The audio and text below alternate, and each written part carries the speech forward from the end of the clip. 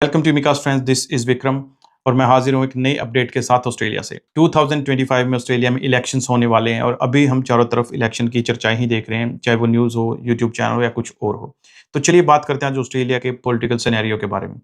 देखिए, ऑस्ट्रेलिया एक democratic country है जहाँ पे हर 3 साल में फेडरल इलेक्शंस होते हैं। जो पार्टी या कोलिशन हाउस ऑफ रिप्रेजेंटेटिव में मेजोरिटी ले लेती है, वही गवर्नमेंट बनाती है।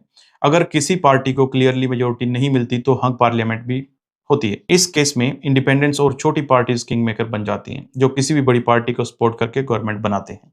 एक दौर था जब ऑस्ट्रेलिया की पॉलिटिक्स सिंपल थी, या तो लेबर या कोलाइशन, दो बड़े पॉलिटिकल पार्टी जो हर इलेक्शन के बाद पावर एक्सचेंज करते थे। लेकिन 2025 के इलेक्शन में ये सिस्टम हिल चुका है। अगर आप इंडियन माइग्रेंट हैं जो ऑस्ट्रेलिया में फ्यूचर बनाना चाहते हो, स्टूडेंट हो, स्किल्ड वर्कर हो, बिजनेस ओनर हो, तो ये समझना जरूरी है कि आने वाले इलेक्शन सिर्फ सरकार ही नहीं बल्कि आपकी लाइफ को भी बदलने वाला है। राइट नाउ ऑस्ट्रेलियन पॉलिटिक्स में अर्थक्वेक का माहौल है। फर्स्ट टाइम लेबर और लिबरल्स दोनों को ही अपनी कुर्सी खतरे में नजर आ रही है, क्योंकि अब वोटर्स इनको रिजेक्ट कर रहे हैं। किसी को इनकी पॉलिसीज पसंद नहीं आ रही है। आज की डेट में एक बड़ा सेक्शन ऑफ वोटर्स कह रहा है कि हमें कोई नया ऑप्शन चाहिए। इलेक्शन पोल्स में साफ साफ दिख रहा है कि 1/3 वोटर्स अब किसी मेजर पार्टी को सपोर्ट नहीं कर रहे हैं। ये एक पॉलिटिकल अर्थक्वेक के जैसा माहौल है। लेकिन क्वेश्चन ये है, ये नया बदलाव इंडियंस के लिए अच्छा होगा या बुरा होगा? तो अब सवाल ये है, क्या इंडियन माइग्रेंट्स को इग्नोर किया जा रहा है?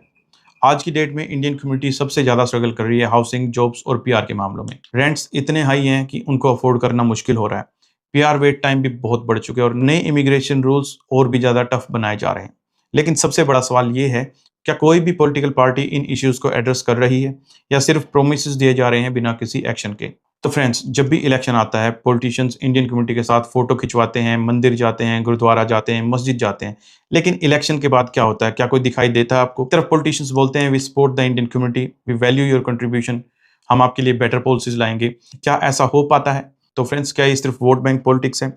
तो क्या ये लीडर्स सच में कुछ बदल देंगे या सिर्फ स्पीचेस हैं? 2025 के इलेक्शन का सबसे बड़ा सरप्राइज है इंडिपेंडेंट कैंडिडेट्स और माइनर पार्टीज का राइज। पहली बार ये छोटी पार्टीज मेजर पार्टीज को चैलेंज कर रही हैं। पॉलिटिकल एक्सपर्ट्स कहते हैं कि ऑस्ट्रेलिया का 2 पार्टी सिस्टम अब टूट सकता है। इंडिपेंडेंट्स और माइनर पार्टीज किंग मेकर बन सकते हैं।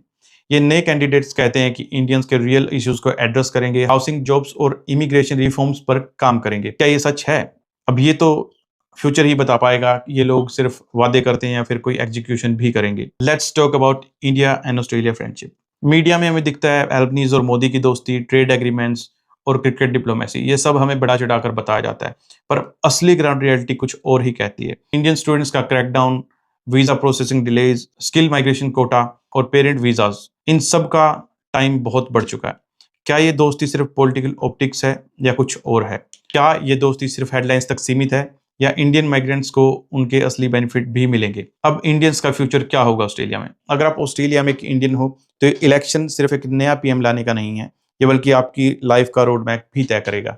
ये समझना जरूरी है कि आपको अवेयरनेस के साथ वोट करना होगा, एक्शन की डिमांड भी करनी होगी, आपको अपनी आवाज़ बुलंद भी करनी होगी। अगर इंडियंस एक कम्युनिटी बनकर बोले तो उनको कोई इग्नोर नहीं कर सकता। लेकिन हमारे इंडियंस तो आपस में ही लड़ने में बिजी रहते हैं विदेशों में।